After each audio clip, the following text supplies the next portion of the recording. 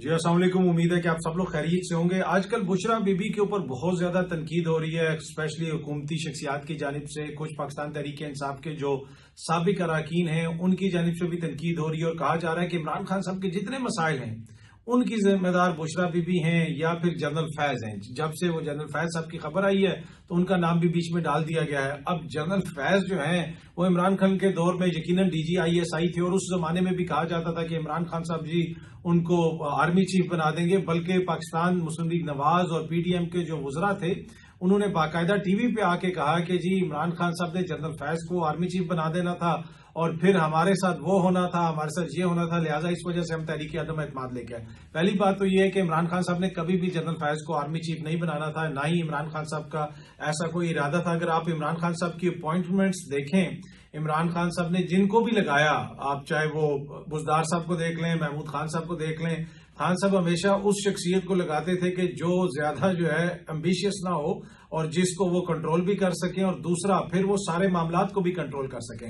بزدار صاحب کے حوالے سے خان صاحب یہ کہتے تھے کہ پنجاب میں یہ بنیادی طور پہ میری بندوق ہے، کیونکہ میں اگر کسی اور کو لگاؤں گا تو وہ وہاں پہ اپنے جو بہت سارے خاندان ہیں ان کے ساتھ ان کا تعلق ہے، بڑے بڑے سیاسی خاندان ہیں، ان کے بڑے بڑے مفادات ہیں، کسی کا زمینوں کا کام ہے، کسی کا ملوں کا کام ہے، تو وہ سارے کام جناب وہ ان کی مرضی سے ہوتے رہیں گے اور پتہ نہیں وہاں پہ کیا کچھ ہوتا رہے گا۔ تو بزدار کے وہاں ہونے کی وجہ سے ایٹ لیسٹ بہت ساری چیزوں کو میں خود کنٹرول کر سکتا ہوں، اور پھر اگر ایک گروپ کے میں بندے کو لگاؤں گا تو دوسرے گروپ کا بندہ جو ہے وہ مجھ سے گلہ کرے گا، جناب آپ نے اس کو لگا دیا، مجھے نہیں لگایا۔ تو وہ بہت ساری چیزوں کو اس طرح مینج کرتے تھے۔ اسی طرح خیبر پختونخوا میں انہوں نے محمود خان صاحب کو لگایا، اور جو ڈفرینٹ گروپ بندی جو بعد میں بھی آپ کو نظر آئی کہ اس وقت بھی آپ دیکھیں کہ عاطف خان صاحب کو جو خیبر پختونخوا کا اینٹی کرپشن کا ادارہ ہے جس کو خیبر پختونخوا کی حکومت چلاتی ہے، وہ عاطف خان صاحب کو نوٹسز بھیج رہا ہے۔ علی امین صاحب کے ساتھ ان کے مسائل ہیں، جو تیمور جھگڑا صاحب ہیں وہ خان صاحب چاہتے تھے کہ ان کو بھی شاید وزیر اعلیٰ بنانے کی بات ہو رہی تھی، لیکن ان کو ہروا دیا گیا۔ جس طریقے سے ہرایا گیا اس میں اپنی پارٹی کے کچھ لوگوں کے اوپر الزام لگتا، تو وہ بہت سارے اس طرح کے معاملات تھے۔ پر اینی وے تو خان صاحب اگر کوئی یہ سمجھتا ہے کہ انہوں نے بنانا تھا فیض صاحب کو آرمی چیف، تو اس بارے میں ہماری متعدد بار خان صاحب سے بات ہوئی، وہ یہ کہتے ہیں کہ ان کے ذہن میں بھی نہیں تھا کہ میں کبھی فیض کو بناؤں گا۔ اور میری اپنی اسیسمنٹ ہے کہ خان صاحب کو نوئنگ خان صاحب فیض صاحب کو انہوں نے نہیں بنانا تھا، اور فیض صاحب کی ریپوٹیشن تو یہ تھی کہ کہا جاتا تھا کہ جی ان بڑے ایمبیشس ہیں، پوتن کی طرح ایمبیشس ہیں، اور وہ آگے نکل کے پتہ نہیں کیا کچھ کرنا چاہتے ہیں، اور وہ لابنگ بھی کرتے رہے۔ پھر خواجہ آصف صاحب نے بتایا، ٹی وی پہ آ کے بتایا ہمارے وزیر دفاع نے، کہ انہوں نے پیغام بھی بھجوایا کہ مجھے آرمی چیف بنا دو، مطلب اس طرح کی بھی وہ لابنگ کرتے رہے کہ جی میں آپ کے ساتھ چلوں گا اور یہ اور وہ۔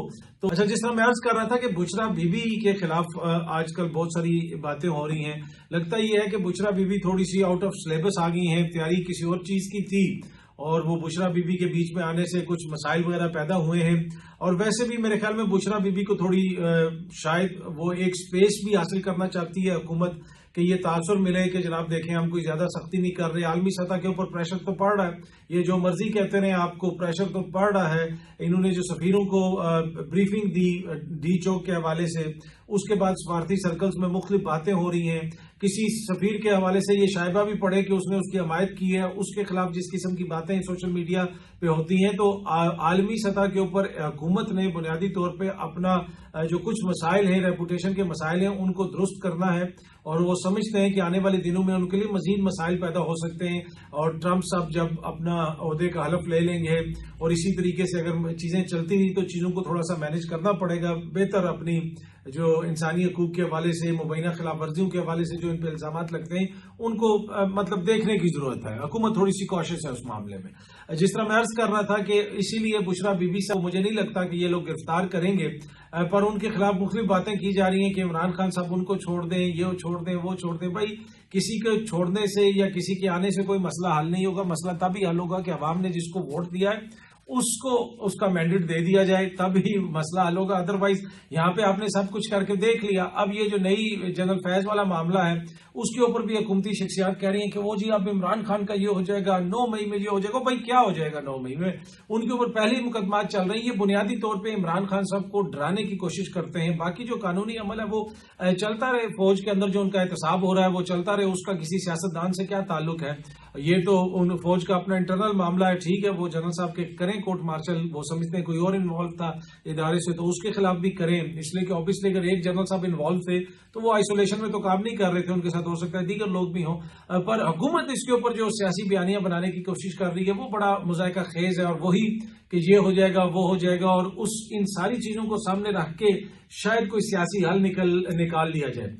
یہ ایک ہر بندے کی ایک سائیکی ہوتی ہے، میرے خیال میں اگر عمران خان صاحب کو حکومت کوئی چیز سمجھا لے، بیٹھ کے کوئی سمجھا لے، بات کر لے، پھر تو مسئلہ حل ہو سکتا ہے، لیکن یہ بات کرنا کہ جی عمران خان کو پھانسی ہو جائے گی، ہمیں 4 لاشیں نظر آ رہی ہیں، عمران خان کو خدا نہ خواستہ یہ ہو جائے گا وہ ہو جائے گا، اتنی سختی ہو جائے گی، اس طرح کی باتیں کر کے اگر کوئی یہ سمجھتا ہے یا اس طرح کے پیغامات باہر بھیج کے کوئی یہ سمجھتا ہے کہ وہ عمران خان صاحب کو قائل کر لے گا، وہ مجھے ہوتا ہوا نظر نہیں آ رہا۔ معاملات پھر اسی طریقے سے چلتے رہیں گے جس طریقے سے وہ ابھی چل رہے ہیں۔ اچھا، اب اگر حکومت کچھ بہتری لانا چاہتی ہے، حکومت کوئی معاملات کو بہتر کرنا چاہتی ہے تو پھر کچھ سٹیپس ان کو بھی لینے پڑیں گے، کچھ لوگوں کو رہا کرنا پڑے گا۔ اب اعجاز چودھری صاحب کے حوالے سے آج ڈاکٹر بابر ایوان صاحب نے چیئرمین سینٹ کو لکھا کہ وہ سینیٹر ہیں، جناب آپ ان کے پروڈکشن آرڈر جاری نہیں کر رہے، ان کو بلائیں، اور 1.5 سال ہو گیا وہ جیل میں پڑے ہوئے، وہ پنجاب کے منتخب سینیٹر ہیں، ان کو سینٹ میں بلایا جائے، ان کے پروڈکشن آرڈر جاری کیے جائیں۔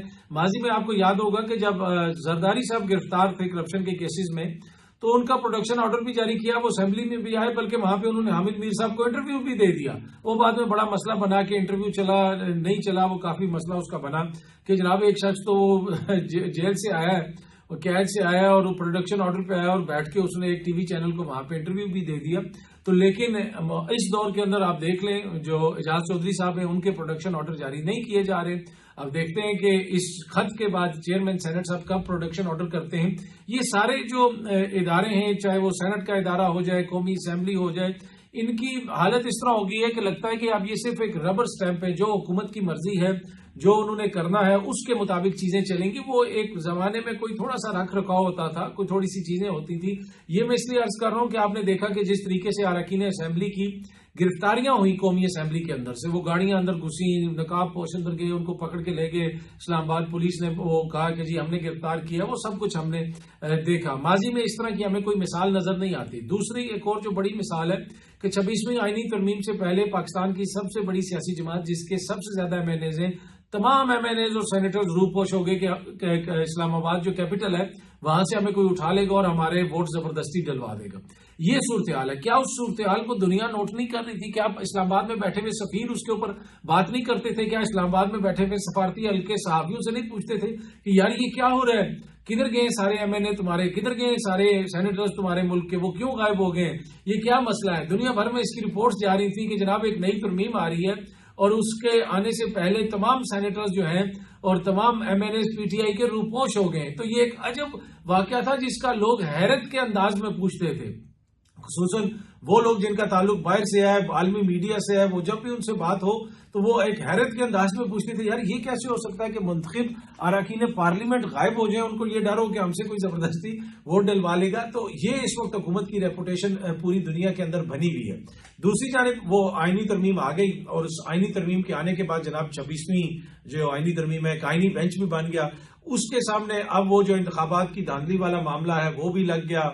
آج جناب پتا چلا کہ عمران خان صاحب کے وکلا نے پھر کہا کہ جی ہماری تو ابھی تیاری نہیں ہے، آپ اس کو سردیوں کی چھٹیوں کے بعد سنیں۔ اب وہ کیس ملتوی کر دیا گیا۔ اس کے ساتھ ایک اور کیس بھی آج آئینی بینچ کے سامنے آیا کہ کوئی 28 سال پرانا ٹیپ ریکارڈنگ ہے کسی کی، جو ٹیلی فون ریکارڈنگ ہے، وہ کیس بھی ان کے سامنے آیا۔ تو بہت سارے کیس آئینی بینچ کے سامنے آ رہے ہیں۔ میرے خیال میں امریکن حکومت کو بھی چاہیے کہ جان ایف کینیڈی کا جو کیس ہے وہ بھی پاکستانی حکومت سے جو ہے گزارش کر کے، التماس کر کے آئینی بینچ کے سامنے لگوا دے اور اس کا بھی مسئلہ فار ونس اینڈ آل حل کریں، کیونکہ ادھر بھی بڑی کانسپریسی تھیوریز جو ہیں وہ گردش کرتی رہتی ہیں۔ پر اینی وے اب آئینی بینچ کے سامنے بہت سارے معاملات لگیں گے، ادھر سے کس قسم کا فیصلہ آئے گا ابھی تو ہم نہیں کہہ سکتے، لیکن آئینی بینچ کے حوالے سے آبویسلی بہت ساری ریزرویشنز ہیں۔ سینئر موسٹ ججز اس میں آئی نہیں ہیں۔ اسی طریقے سے جو سندھ میں آئینی بینچ بنا اس میں بھی جناب جو 9ویں نمبر کے جج ہیں ان کو اس کا سربراہ بنا دیا گیا۔ تو یہ وہ ساری باتیں ہیں جس کی وجہ سے سسپیشن ہوتا ہے اور وہ لوگ پوچھتے ہیں کہ کیا باقی جو جج ہیں، جو چیف جسٹس ہے، وہ کیوں نہیں آئینی بینچ کا سربراہ ہو سکتا؟ کیا اس کو آئین کا پتہ نہیں ہے؟ جو سیکنڈ سینئر موسٹ پھر جو سب سے سینئر جج ہے، کیا اس کو آئین کا نہیں پتا؟ صرف وہ ہم خیال ججز جن کے حوالے سے حکومت سمجھتی ہے کہ کوئی ایسا فیصلہ نہیں آئے گا جس سے ہمیں امبیرسمنٹ ہو۔ اب یہ حکومت کی اپنی سوچ ہے۔ ججز نے تو ماشاءاللہ اور ہمیشہ جو ہے آپ کو پتہ یہ آئین اور قانون کے مطابق فیصلے کیے ہیں. جج صاحبان تو اسی طرح فیصلے کریں گے جو ان کے سامنے شواہد آئیں گے چیزوں کو دیکھ کے. لیکن جس طریقے سے یہ آئینی بینچ بنایا گیا, جس طریقے سے یہ ترمیم کی گئی, اس کے اوپر کافی زیادہ اعتراضات ہوتے ہیں. اور اعتراضات کیوں ہوتے ہیں وہ وجہ میں نے آپ کو بتا دی کہ حکومت نے آئینی ترمیم کی. ابھی تک وہ آئینی ترمیم بھی ایک انتہائی کنٹروورشل آئینی ترمیم ہے, اس پہ بہت سارے مسائل پینڈنگ ہیں. اس کے حوالے سے فل کورٹ کی بات ہو رہی ہے, لیکن اس آئینی ترمیم کے بینیفیشری ہیں چیف جسٹس صاحب. اگر آئینی ترمیم نہ آتی تو یحییٰ آفریدی صاحب نے تو ابھی چیف جسٹس نہیں بننا تھا, وہ ان کا تو تیسرا نمبر تھا. پہلے بننا تھا منصور علی شاہ نے, پھر بننا تھا منیب اختر نے, پھر یحییٰ آفریدی صاحب نے بننا تھا. تو وہ تو تیسرے نمبر سے پہلے نمبر پہ آ گئے. اسی طرح اس ترمیم سے آئینی بینچ بنا, جسٹس امین الدین صاحب اس کے سربراہ بن گئے. اگین وہ بینیفیشری ہیں اس ترمیم کے, تو وہ بھی یہاں پہ کانفلکٹ آف انٹرسٹ آتا ہے. تو کیوں نہ اس سارے معاملے کو فل کورٹ کے سامنے رکھا جائے, لیکن ابھی تک وہ معاملہ رکھا نہیں جا رہا. اور میں نے پہلے بھی آپ کو کہا تھا کہ جسٹس منصور علی شاہ صاحب نے خط تو لکھا ہے, لیکن وہ معاملہ مجھے فل کورٹ میں جاتا ہوا نظر نہیں آ رہا. جسٹس یحییٰ آفریدی صاحب اس کو فل کورٹ کے سامنے نہیں رکھیں گے. اور جب یحییٰ آفریدی صاحب کی نامینیشن بھی ہوئی تھی, آپ کو یاد ہوگا جس دن ان کی نامینیشن ہوئی رات کو میرے خیال میں 8-9 بجے کا ٹائم تھا, اور اس وقت یہ خبر سامنے آئی. اور اس کے بعد میں نے ایک فوراً ولاگ کیا تھا, اور وہ ولاگ میں نے اسی وقت کہا تھا کہ یحییٰ آفریدی صاحب اس عہدے کو ریجیکٹ نہیں کریں گے, وہ ایکسیپٹ کر لیں گے. بہت ساری خبریں گردش کر رہی تھی کہ وہ صبح پتہ چلے گا کہ وہ اس کو ایکسیپٹ کرتے ہیں یا نہیں کرتے. تو میں نے آپ کو اسی وقت کہا تھا کہ وہ کبھی بھی اس کو ریجیکٹ نہیں کریں گے, وہ اس کو ایکسیپٹ کر لیں گے. اس لیے کہ obviously ہر کسی کی خواہش ہوتی ہے کہ ایک لمبا آپ کا کیریئر ہے, تو اگر آپ چیف جسٹس بن رہے ہیں تو یہ آنر کی بات ہوتی ہے. پر اینی وے, اب اس کے بعد پھر جو عدالت کے اندر اس کے اختیارات کا معاملہ ہے, انتظامیہ کی بالادستی کے الزامات لگتے ہیں کہ جی بینچز جو آئینی بینچ بنا اس کے اندر جو کمیشن ہے اس میں حکومت کی ایک طرح سے اکثریت ہے. اسی طریقے سے جو چیف جسٹس صاحب کی تعیناتی ہوئی اس کے کمیشن کے اندر حکومت کی اکثریت ہے اور حکومت نے ان کو نامزد کر دیا. اسی طریقے سے جو آئینی بینچ کے سربراہ ہیں ادھر حکومت نے ان کو نامزد کر دیا, کیونکہ ان کی جو ان کا گروپ ہے حکومت کا کمیشن کے اندر, ان کی اس میں اکثریت ہے, تو اس کے اوپر کافی زیادہ تنقید ہوتی ہے. دوسری جانب جس طرح میں نے 1-2 دن پہلے بھی آپ کو بتایا تھا کہ پاکستان تحریک انصاف کے اندر جو بہت سارے معاملات ہیں ان کے اوپر خان صاحب بھی ناراضی کا اظہار کرتے ہیں. پچھلے دنوں جب سارے ان کے کارکن گئے ہوئے تھے خان صاحب کے وہاں پہ انسداد دہشت گردی کی عدالت میں وہ کیس چل رہا تھا اڈیالہ جیل کے اندر, اس لیے کہ عمران خان صاحب کو کسی عدالت میں تو پیش نہیں کیا جاتا, عدالت کو وہاں پہ بھیجا جاتا ہے تاکہ عمران خان صاحب کہیں پہ باہر نظر نہ آئے. اور پھر یہ کہتے ہیں کہ جی یہ تو ماضی میں بھی یہاں پہ یہ کچھ ہوتا رہا. جی ماضی میں کسی بھی جمہوری دور میں ایسا کبھی نہیں ہوا. میاں صاحب جب جیل کاٹتے تھے تو 15-15 20 بندے ایک دفعہ ان سے ملاقات کرنے جاتے تھے. میں نے آپ کو پہلے بھی بتایا تھا کہ وہ مجھے حفیظ اللہ نیازی صاحب بتا رہے تھے کہ ایک دن میں میاں صاحب کو ملنے گیا تو وہاں کمرے میں 15-20 بندے تھے, جس میں مجیب الرحمان شامی صاحب بھی تھے, 1-2 اور صحافیوں کے بھی انہوں نے نام لیے, کچھ ان کے اپنی جماعت کے لوگ تھے. تو اس طرح میاں صاحب کی وہاں پہ ملاقات ہوتی تھی. یہاں پہ خان صاحب کی کیا اس طرح ملاقات ہوتی ہے؟ کسی بھی صحافی کو خان صاحب سے ملنے دیا جاتا ہے اس طریقے سے کہ صحافی جائیں بیٹھے 5-10 ان سے بات کریں؟ ایسا تو کوئی ماحول نہیں ہے. پر جس طرح میں عرض کر رہا تھا کہ خان صاحب جب اڈیالہ جیل کے اندر ہی وہ جو عدالت لگتی ہے ادھر خان صاحب بھی تھے اور دیگر بھی ان کے لیڈران تھے. تو ایک دفعہ پھر 26 نومبر کے حوالے سے خان صاحب نے تحفظات کا اظہار کیا اور اپنی جماعت کے ایک بڑے سینئر لیڈر کے حوالے سے کہا کہ یہ منڈ کرتا رہتا ہے, اس کو پوری بات کیوں نہیں کرتا, اس کو بتاؤ کہ جو ہے نا پوری طرح بات کیا کرے, جس طرح خان صاحب کہتے ہیں نا. تو انہوں نے ایک لیڈر کو کہا, دوسرے لیڈر نے کہا کہ دوسرے کو کہا کہ آپ انہیں کہہ دینا, ان کا نہیں آپ انہیں کہنا. تو خان صاحب نے بڑے سخت الفاظ میں کہا کہ بھائی یہ تو پوری طرح بات کرو, کھل کے بات کرو, کس طریقے سے تم لوگ بات کر رہے ہو, جو بھی الزام حکومت پہ لگانا ہے یا جو بھی آپ کے فگرز ہیں, جو کارکن آپ کے مسنگ ہیں, اس کے اوپر آپ کا پراپر بیانیہ ہونا چاہیے, پراپر پریس کانفرنس ہونی چاہیے. ابھی تک آپ دیکھ لیں انٹرنیشنل میڈیا کے لیے میرا نہیں خیال پاکستان تحریک انصاف نے کوئی پاکستان میں پریس کانفرنس کی, آلدو حکومت نے پریس کانفرنس کر دی اور وہ ریکارڈ کر کے پورے میڈیا کے اوپر بھی چلا دی. تو خان صاحب نے بھی اس حوالے سے ناراضی کا اظہار کیا اپنی جماعت کے ایک سینئر لیڈر کے حوالے سے, اور یہ میں بڑی آپ کو 2 سورسز سے یہ خبر کنفرم کر کے میں آپ کے ساتھ شیئر کر رہا ہوں. اور خان صاحب نے جن کو کہا ایک سورس تو میری وہ ہے, اور اس کے علاوہ ایک اور جو شخصیت وہاں پہ بیٹھی تھی جو سن رہی تھی انہوں نے بھی مجھے اس چیز کو کنفرم کیا کہ خان صاحب نے کہا کہ یار یہ کیا طریقہ کار ہے, اس میں بتاؤ جو ہے یہ جو صحیح طریقے سے بات ہی نہیں کرتا, ڈرتا کس چیز سے ہے یہ. تو یہ خان صاحب نے باقاعدہ اس چیز کے اوپر وہاں پہ ناراضی کا اظہار کیا. پر جس طرح میں عرض کر رہا تھا کہ اب بات جہاں پہ آ گئی ہے کہ کوئی کہہ رہا ہے کہ خان صاحب کو بشرا بی بی کو طلاق دے دینی چاہیے، تو وہ مجھے لگتا ہے کہ بشرا بی بی تھوڑی سی آؤٹ آف سلیبس آ گئی ہیں. ان کو سمجھ نہیں آ رہا کہ بشرا بی بی سے کیسے ڈیل کیا جائے. ماضی کی ایک بڑی امپورٹنٹ شخصیت جو اپنے عہدے پہ ہیں، ان سے ایک دفعہ میری بات ہو رہی تھی تو انہوں نے کہا کہ بھائی مجھے تو بشرا بی بی سے بڑا ڈر لگتا تھا، میں اس سے جب وہ آتی تھی تو میں 4 کھول پڑھ کے جاتا تھا. میں یہ حلفاً آپ کو بتا رہا ہوں کہ انتہائی امپورٹنٹ شخصیت نے مجھے یہ بتایا. اب وہ نہ سسٹم کا حصہ ہیں، نہ سیاست کا حصہ ہیں، نہ اقتدار میں. انہوں نے مجھے بتایا کہ جب بشرا بی بی آتی تھی تو میں 4 کھل پڑھ کے جاتا ہوتا تھا. اتنا مطلب بشرا بی بی کے حوالے سے انہوں نے اتنی سٹوریاں وہ پھیلائی ہوئی ہیں کہ وہ اپنی سٹوریوں کے وہ شکار ہو چکے ہیں کہ ان کو ڈر لگتا ہے کہ پتہ نہیں کیا جادو کر دے گی، کیا ہو جائے گا. تو ایسی تو کوئی بات نہیں ہے. آبویسلی اگر کوئی نماز روزہ کرتا ہے، کوئی پردہ کرتا ہے، تو اس کا یہ مطلب تو نہیں ہے کہ وہ جادوگر ہے. باقی بشرا بی بی جو ہے انہوں نے جماعت کو تو نہیں چلانا، جماعت کو تو لیڈرشپ نے چلانا ہے. بشرا بی بی کے پاس نہ وہ جسے کہتے ہیں مینڈیٹ ہے جماعت کو چلانے کا، نہ عوام نے ان کو مینڈیٹ دیا. مینڈیٹ عمران خان صاحب کی ذات کے پاس ہے. عمران خان اور اس کا ورکر جو ہے وہ اب اس وقت بالکل ایک پیج کے اوپر ہے، بیچ میں کوئی میٹر نہیں کرتا. ان کی بہت ساری جو قیادت ہے، جو بیچ میں بہت فن خان بن گئے تھے بیچ میں، وہ یہ سارے سمجھ رہے تھے کہ جیسے ہم سیلیبریٹیز ہیں، ہم سپر سٹارز ہیں، ہم آ کے ٹی وی پہ بات کرتے ہیں تو ہماری بات بڑی وائرل ہوتی ہے، ہمارا کلپ بڑا چلتا ہے. پھر عوام نے جب ان کا لطر پولا کیا تو ان کو یہ چیز شاید اس چیز کا اب احساس ہوا ہے. کچھ کو میرے خیال میں ابھی بھی نہیں ہوا کہ وہ یہ بات نہیں ہے کہ آپ لیڈر ہیں یا آپ بہت عقل مند ہیں یا آپ کوئی بڑی زبردست بات کرتے ہیں. آپ سے اچھی باتیں بھی بہت سارے اور لوگ کر سکتے ہیں، لیکن جو آپ بات کرتے ہیں وہ بیانیہ ہے. جو عمران خان صاحب کا بیانیہ ہے وہ چیز ہے جو عوام سننا چاہتی ہے، جو عوام سمجھتی ہے، جو عوام کے دل پہ گزر رہی ہے، ان کے دماغ پہ گزر رہی ہے. عوام کو یہ لگتا ہے کہ یہ ہمارے جذبات کی ترجمانی کر رہے ہیں، ہمارے دل کی بات کر رہے ہیں، ہمارے دماغ کے اندر جو خیالات آتے ہیں اس کی عکاسی ان کی باتوں میں ہمیں نظر آتی ہے. تو اس لیے وہ چیز جو ہے وہ مشہور ہوتی ہے، وائرل ہوتی ہے، لوگ اس کو سنتے ہیں. یہ نہیں ہے کہ آپ بہت بڑے دانشور ہیں یا آپ کوئی بہت بڑے سیاسی لیڈر ہیں، آپ تو 1 منٹ میں ٹکا ٹوکری ہو جائیں گے. جو بھی ہوگا، جو بھی آپ اس بیانیے سے ہٹ کے ادھر ادھر چلے گا. تو یہ جناب اب تک کی تھوڑی سی آج تک کی جو صورتحال تھی، اس وقت تک کی جو صورتحال تھی، اس حوالے سے کچھ چیزیں آپ کے ساتھ شیئر کی ہیں. اگلا جو مہینہ ہے یہ بڑا انٹرسٹنگ ہے. حکومت نے یہ جو خبر آ گئی، جنرل فیض والی خبر آ گئی، اس کے بعد مدارس والی خبر آ گئی، جی مدارس بل پہ یہ ہو رہا ہے وہ ہو رہا ہے. میرے خیال میں یہ ساری ارریلیونٹ خبریں ہیں، ان خبروں کی کوئی اس طرح اہمیت نہیں ہے. جنرل فیض ایک ریٹائرڈ فوجی ہیں، وہ اب ان کے خلاف ان کا ادارہ جو کارروائی کرتا ہے وہ ادارے کی ایک روایت ہے. ماضی میں بھی جن کے اوپر الزامات لگتے ہیں ادارہ ان کے خلاف کارروائی کرتا رہتا ہے. اس میں لیفٹنٹ جنرلز کے خلاف بھی کارروائی ہوئی ہے، دیگر کے خلاف بھی کارروائی ہوئی ہے. موجودہ سیاسی عمل پہ یا سیاسی اس کے اوپر اس کا کوئی رتی برابر بھی کوئی اثر نہیں ہے. ہاں بیانیاں بنانے کے لیے اس کو کچھ صحافی دوست، کچھ سیاستدان دوست استعمال کرنے کی کوشش کریں گے، لیکن عوام جو ہے نا وہ کہتی ہے we damn care about anything at the moment. عوام کا جو مسئلہ ہے وہ کچھ اور ہے. عوام نہ اس کو ڈیولپمنٹ کی بات کر رہی ہے، عوام نہ اس کو کسی اور چیز کی بات کر رہی ہے، وہ اپنے کانسٹیٹیوشنل رائٹس کی بات کر رہی ہے.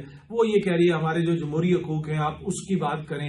یہ اس دور سے ہم اس فیز سے گزر رہے ہیں جس دور سے آج سے 60-70 سال پہلے آپ کا یورپ گزر رہا تھا یا امریکہ گزر رہا تھا، جہاں پہ رائٹس کی بات ہوتی تھی، حقوق کی بات ہوتی تھی، خواتین اپنے حقوق کی بات کر رہی تھیں، مائنورٹیز اپنے حقوق کی بات کر رہی تھیں، سول رائٹ موومنٹ چل رہی تھی. تو یہ پاکستان کا ایک سول رائٹس موومنٹ کا دور ہے. اس کی شکل تھوڑی سی ڈفرینٹ ہو سکتی ہے، لیکن اس دور میں ہر کوئی اپنے اپنے حقوق کی بات کر رہا ہے. اور وہ جو پہلے جمہوری حقوق کی بات کرتے تھے، جیسے میاں صاحب کرتے تھے، ووٹ کو عزت دو کی بات کرتے تھے، وہ بیانیہ ان کا بھی پاپولر تھا، انہوں نے اس کو ڈچ کر دیا. بڑا امتحان یہ ہے کہ تحریک انصاف والے کیا کریں گے. کل عمران خان صاحب آ کے ان کا بھی بیانیہ چینج ہو جاتا ہے، اچانک ان کو چیزیں دوسری طرح سے نظر آنا شروع ہو جاتی ہیں، ان کے بھی اسی طرح معاملات طے ہو جاتے ہیں. تو آپ یقین کیجئے کہ عمران خان صاحب کی سیاست بھی اسی نہج پہ پہنچ جائے گی جہاں پہ آج میاں نواز شریف صاحب کی سیاست کھڑی ہے. آج جہاں پہ اس وقت جو حکمران ہیں ان کی سیاست کھڑی ہے، عمران خان صاحب کی سیاست بھی ویسی ٹکا ٹوکری ہو جائے گی. اس وقت مسئلہ عمران خان صاحب کی ذات نہیں ہے جو حکومت والے سمجھتے ہیں کہ بشرا بی بی کو طلاق یا خدا نخواستہ یہ کر کے تو وہ کر کے اس طرح کی باتیں کر کے. اس وقت معاملہ عوام کا ہے اور عوام کے بیانیے کا ہے، عوام کی سمجھ کا ہے، عوام کے شعور کا ہے. شعور کا جن اور عشق کا جنون جو ہے نا بہت تنگ کرتا ہے. میں نے آپ کو پہلے بھی بتایا. تو اب عمران خان صاحب سے بات بہت آگے نکل چکی ہے.